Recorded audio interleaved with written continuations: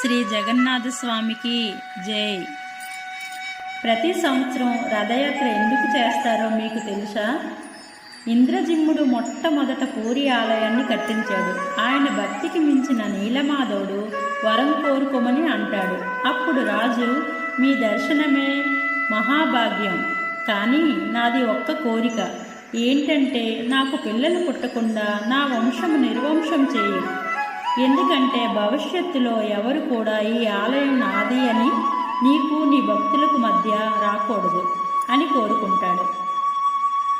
ఆ రాజు భార్య పేరే గుండీచ.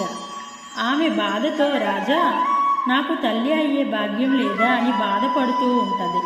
అప్పుడు జగన్నాథుడు, అమ్మా, నేను నా అన్న చెల్లెళ్ళు నీకు పిల్లలుగా ఉండి ప్రతి సంవత్సరం కూడా 9 రోజులు నీ దగ్గర ఉంటాము, నిన్ను తల్లిగా భావిస్తాము అనే వరాన్ని ప్రసాదిస్తాడు. అందుకే ప్రతి సంవత్సరం జగన్నాథుడు ఇచ్చిన మాట నిలబెట్టుకోవటానికి రథం మీద గుండీచ ఆలయానికి వెళ్ళి ఆమె చేసిన వంటలు తిని ఆమెను సంతోషపరిచి వచ్చేస్తారు.